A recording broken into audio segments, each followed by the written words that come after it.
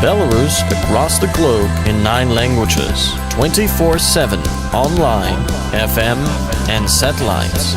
Radio Belarus International, bringing Belarus closer.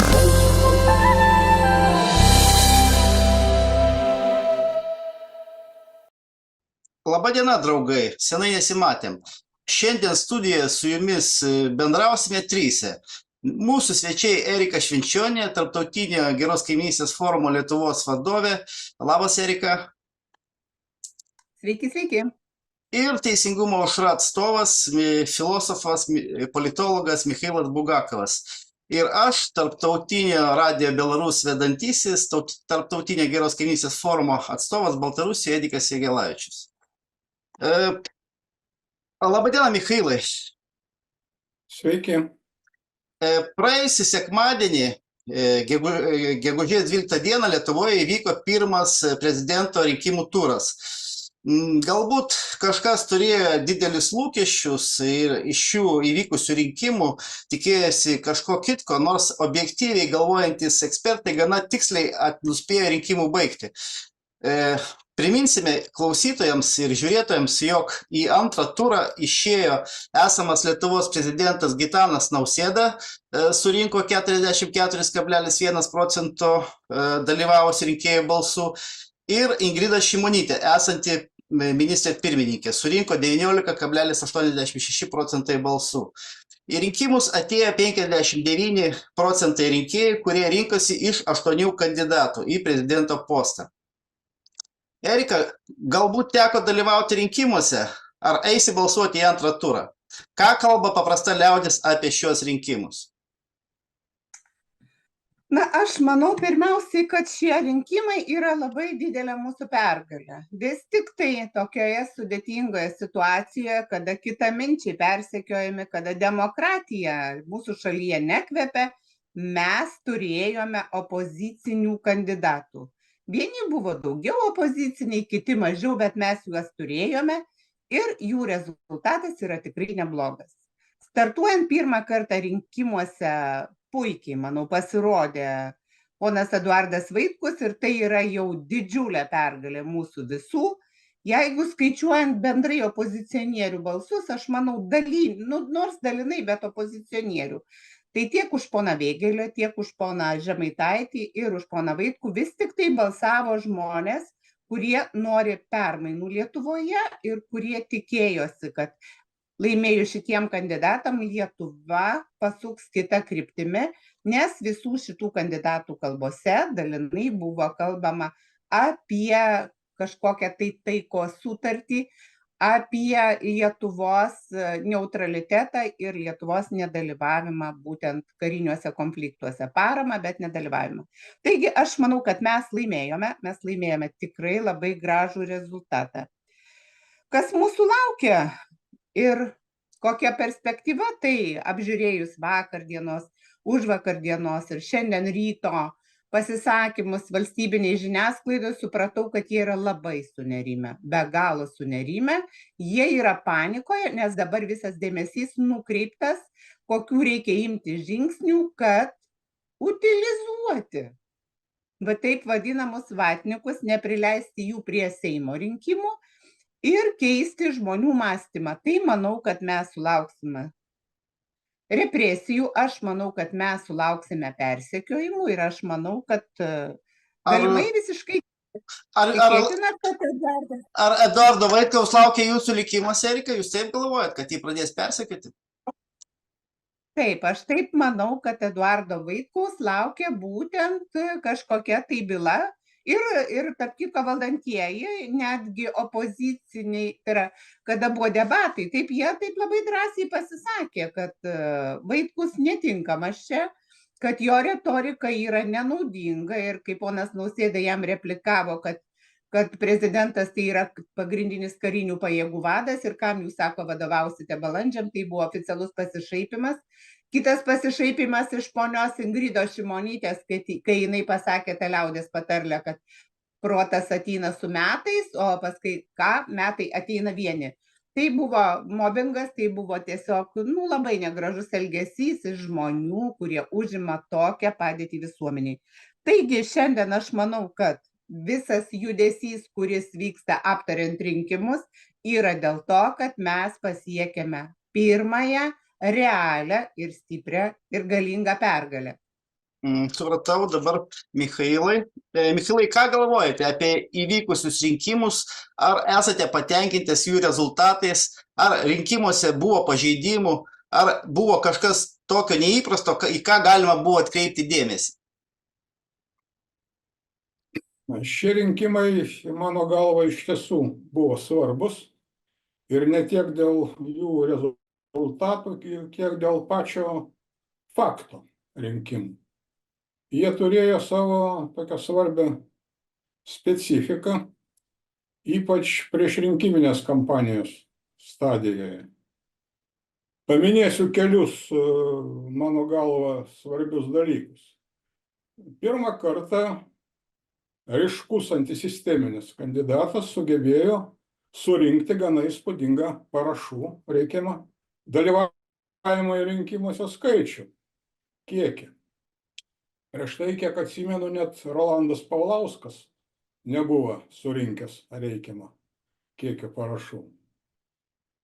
Pirmą kartą rinkiminėse biuletenėse buvo įrašyta atvirai ir fundamentaliai, pasakyčiau, tokia pozicinio kandidato pavardė. Rinkimai faktiškai vyko pagal formulę 1+7 arba 1/7. Ir pagaliau pirmą kartą šiam kandidatui pavyko gana plačiai ir argumentuotai pristatyti savo tokią alternatyvią rinkiminę programą per oficialius rinkiminius debatus ir kanalus. Praktiškai išeina, kad pirmą kartą Lietuvos rinkėjai per rinkimus turėjo tokį realų pasirinkimą. Be kita kuo, šie rinkimai dar svarbus į to, kad jie pademonstruodami, taip sakant, plačiai liaudžiai oficialiame tokiame lygmenyje antisisteminį kandidatą ir jo programą gali turėti tam tikrų ilgalaikių pasekmių. Jo programą gali sukurti tokį rinkiminį, informacinį ir politinį iššūkį visai Lietuvos ir politiniai, ir teisiniai sistemai. Dėl to į rudenį vykstantis Seimo rinkimai gali turėti tam tikrą intrigą ir gal netikėtumų. Jeigu, žinoma, kaip jau minėjo Erika, valdžia nesusigriebs ir galutinai neužbetonuos atsivėrusi tokia politinė plyšė, o tokios iniciatyvos jau iš tikrųjų girdimas. Kita vertus, ir pati ta nesisteminė pozicija turėtų susivokti ir padaryti reikiamas išvadas. Bet jau aš laikaus tokios nuomonės, kad nereikėtų per daug pervertinti rinkimus. Kaip yra pasakęs Markas Tvenas, kas priklausytų nuo rinkimų, mums nebūtų leista juose dalyvauti. Tokie jau tie rinkimai buržuazinėje visuomenėje, kurie visi svertai ir resursai priklauso valdančiai klasiai.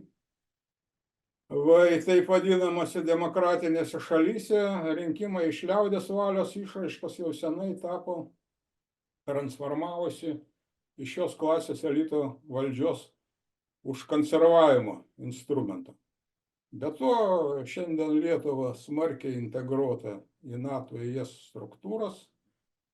Ji tapo bendros tokios globalistinės sistemos dalimi su visomis jos taip vadinamomis naujomis europietinėmis vertybėmis ir geopolitinėmis funkcijomis. Pakeisti kažką iš esmės rinkimų pagalba sunki, žinoma, misija. Čia reikia, kad atsirastų, kaip teigia politologai, kažkokia tai juoda gulbė, arba kad dalyvavimas rinkimuose sutinkamų nusistatymų būtų itin masiškas. Tarp kitko, mūsų politikoje džiūgauja, kad šie rinkimai pagal savo aktyvumą buvo rekordiniai, bet jų aktyvumas tik 2% viršijo 2019 metų pirmo turo prezidentinių rinkimų aktyvumų. Tada buvo 57,37%, dabar 59,28%. Tai reiškia, kad apie 40% rinkėjų taip ir nepakilo nuo sofos sudalyvauti rinkimuose. Ir vėl mažuma valdys dauguma, kaip įprasta mūsų civilizuotame pasaulyje. Iš esmės, tam visi rinkimai ir skirti. Politinis filosofas Guy Debord dar 1967 metais pavadino visą šią sistemą spektaklio visuomenė. Ir čia, kaip sakoma, neatimsi nei pridėsi. Patenkintų galima būti tik tuo, kad protestinis elektoratas net ir prie santykinai žemo aktyvumo vis dėlto palyginus su tais pačiais 19 metais ir susumavus trejų tų opozicinių kandidatų Vaitkaus, Žemaitaičio ir Vėgėlės rezultatas iš esmės padvigubėjo. O ir Šimonytės, tarp kitko, rezultatas kaip konservatorių kandidatas yra blogesnis nei tais pačiais 2019 metais pirmame prezidento rinkimų ture. Štai tokie mano vertinimai tų rezultatų. Apibendrinant žiūrovom ir klausytojam, priminsiu, jog dalyvavo iš viso 8 kandidatai, 7 iš jų, sakykime, buvo sisteminiai, vienas buvo, sakykime, nesisteminis liaudės kandidatas, tai yra Eduardas Vaitkus, surinko 7,33% balsų nuo dalyvavusių rinkėjų skaičiaus. Man atrodo, jog Eduardas Vaitkus perėmė estafetę iš mūsų draugo politinio kalinio Algirdo Paleckio. Ir šaunu, jog yra kam perimti vėliavą, kada mūsų draugą Algirdą Paleckį laikinai išjungė iš rinkimų procesų. Dabar ruošiame Seimo rinkimas, nes laikas nenumaldomai slenka ir mes vis artėjame prie katastrofos, kaip man atrodo, kurį sisteminiai politikai kviečia į savo šalį. Kaip man atrodo, Seimo rinkimai yra paskutinė galimybė padaryti tam tikras korekcijas šalies gyvenime. Tačiau bijau, kad rimti pokyčiai Lietuvoje gali įvykti tik pasikeitus bendrai geopolitiniai situacijai pasaulyje. Erika, ar jūs pritartumėt šitoms įsakytoms mano mintims? Ką jūs pabaigai klausytojams žiūrovams norėtumėt dar pasakyti? Pirmiausia, aš noriu pasakyti, kad jūs paminėjot mūsų lyderį Algirdą Paleckį. Šiandien 8:30 ryte mes turėjom pokalbį ir aš sakiau, kad dalyvausiu šitoje laidoje. Jisai prašė perduoti linkėjimus. Šiandien Algirdas Paleckis dalyvaus eilinėme teismo posėdyje, taigi jam linkime sėkmės. Tai yra vienas iš posėdžių, jų dar bus daug. Kaip žinote, jam yra iškelta antroji byla. Taigi kol kas sekasi neblogai, bet žinom tai, kad mūsų teisėsauga jau senai nesilaiko įstatymų, tai bus kaip bus. O jeigu kalbant apie rinkimus, Algirdas sakė, kad aš manau, kad rezultatas yra geras. Aš norėjau jo nuomonės, kad galėčiau pasakyti jums bent keletą sakinių. Jis sakė, kad gerai yra tai, kad bent vienas iš opozicinių kandidatų įsiregistravo. Nes jeigu primenant tą prieš istoriją, kiek daug žmonių negalėjo įsiregistruoti, nes bankai sutartinai neatidarė sąskaitų. Tai vėlgi kitas žingsnis, ne tik įsiregistravo, surinko parašus, parodė savo programą, ją pateikė žmonėm ir tai yra didžiulis laimėjimas mūsų nedemokratiškoje šalyje. O dėl Seimo rinkimų tai bus labai sunku, nes, kaip minėjau, valdžia pasistengs, įdės visas pastangas apginti savo darbo vietas, savo giminių, vaikų darbo vietas, nes pas mus dabar tendencija, kad Seime yra senelis, sūnus ir anūkas. Ir žinoma, kad jie ginsis, jie stipriai ginsis. Mums bus labai sudėtinga, bet mes turime dar kartelį panalizuoti rinkimus šituos praėjusius ir pažiūrėti, kokios buvo klaidos. O klaidų buvo. Buvo klaidų, nes mes truputėlį Skirtingai matydami pasaulį nesugebėjome turėti rimtesnio dialogo. O būtent Seimo rinkimuose mes negalim išdrabstyti balsų, negalim eiti ten, sakykime, keliose partijose. Mūsų tikslas būtų turėti vieną rinkiminę platformą, kad žmonės žinotų, čia yra opozicionieriai ir būtent jie yra vieninteliai. Tai čia būtų labai geras pasiekimas, jeigu mes sugebėtume per tuos kelis mėnesius rasti bendrą platformą, sudaryti bendrą opozicionierių sąrašą ir tiesiog pateikti juos tautai. Tai, kad potencialas didelis yra ir kaip minėjo gerbiamas Bugakovas, tie, kurie neatėjo balsuoti, iš tikrųjų jie yra ir mūsų rinkėjai.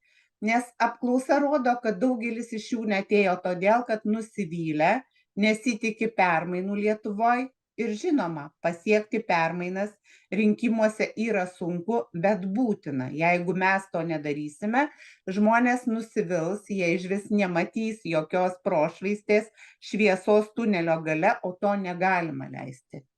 Yra galimybė, kad mes turėtume bent jau 10 kandidatų, tai yra jau išrinktų deputatų Seime. Aš manau, mes galim turėti tokią galimybę. Tikrai galim, nes Eduardas Vaitkus parodė, kad net ir su mažom pajėgom, su mažai finansinė injekcija iš palaikytojų įmanoma pasiekti gerus rezultatus. Taigi aš tikiu tuo, kad jeigu mes imsimės bendro vienijimosi tikslo, tai tikrai rezultatas bus. O kol kas prašau ir mūsų žiūrovų tiesiog nemiegoti, reikšti savo mintis, išsakyti savo poziciją ir aplink save paieškoti žmonių, kuriais jūs tikite, žmonių, kuriuos jūs norėtumėte deleguoti į Seimą. Jų yra, jie tikrai yra šalia mūsų, kartais truputėlį nusiminę, kartais truputėlį nedrąsūs, bet tai yra tie žmonės, kurie turi ir kompetencijas, ir sąžinę, ir teisingumą, ir šiai dienai Lietuvai labiausiai tokių reikia. Kaip Erika ir paminėjo, priminsiu, jog už Eduardą Vaitkų prabalsavo 104 354 rinkėjai. Tai jeigu su šitų skaičius, jeigu prabalsuotų vėl už jį tiek Seimo rinkimuose, būtų įmanoma turėti 9 mandatus Seime. Michailai, galbūt pabaigai jūs dar kažką pasakysit mūsų žiūrovom ir klausytojams? Na, dėl rezultatų dar norėčiau šiek tiek pakalbėti. Nugalėtojai, žinoma, buvo lengvai prognozuojami. Šiokios tokios diskusijos vyko tik dėl to, kas užims antrą vietą, Šimonytė ar Vėgėlė. Sociologinės apklausos vėlgi atseit suklydo dėl opozicinių kandidatų. Vaitkui, pavyzdžiui, buvo išpranašauta daugiausiai 3%, jis surinko 2,5 kartų daugiau. Apskritai, jis ir Žemaitaitis, tai didžiausia mūsų sociologijų apklausų paniekintojai. Ir jau ne pirmą kartą mūsų sociologija klysta, tai daug ką pasako apie jos politinį angažuotumą. Vaitkaus užimtą vietą aš pavadinčiau garbingą. Jo rezultatas beveik 7,5% esamomis sąlygomis yra geras. Ar jis galėjo būti geresnis, čia atskiras klausimas, galima ginčytis, bet rezultatas iš esmės yra istoriškai optimistinis. Šiandien dėja visa ta nesisteminės opozicijos veikla suvesta yra į socialinių tinklų batalijas, kur visi kariauja su visais. Ir po Vaitkaus, žinoma, pasirodymo, po jo parodyto rezultato dabar atsiras naujų vilčių ir naujų nusivylimų.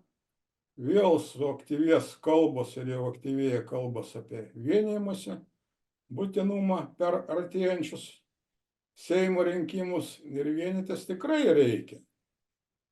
Bet vėlgi reikėtų apsispręsti pirmą dėl tos vienijimosi metodologijos. Dabar matomas dvi tokias kraštutinės pozicijas.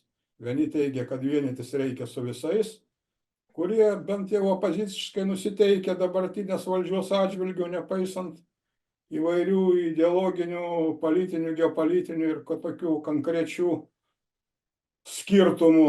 Kiti atvirkščiai tvirtina, kad nereikia ir negalima nesu kuo vienytis, kadangi visų kitų pažiūros nesutampa su vienintelėmis teisingomis ten vieno ar kito opozicionieriaus ar organizacijos pažiūromis.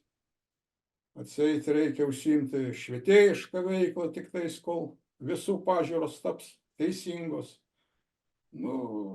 Pirma pozicija grina utopija, antra grina antiutopija, orveliško tokio tipo. Nes padaryti visus vienodai mąstančius galima tik totalitarizmo sąlygomis, tai tik iliuzoriškai. Turbūt tiesa kažkur per vidurį. Tai yra vienytis tikrai reikia ne su visais, bet tuo pačiu vienytis reikia ne tik su teisingais vienminčiais. Jeigu, žinoma, siekti valdžios per rinkiminės procedūras. Su kuo galima vienytis? Čia reikia surasti kažkokį vienymosi pagrindą. Tai yra surasti bent 3-5 bendrus politinius pasaulėžiūrinius principus, kurie galėtų tapti susivienijimo veiklos programą jau bent pirmame etape.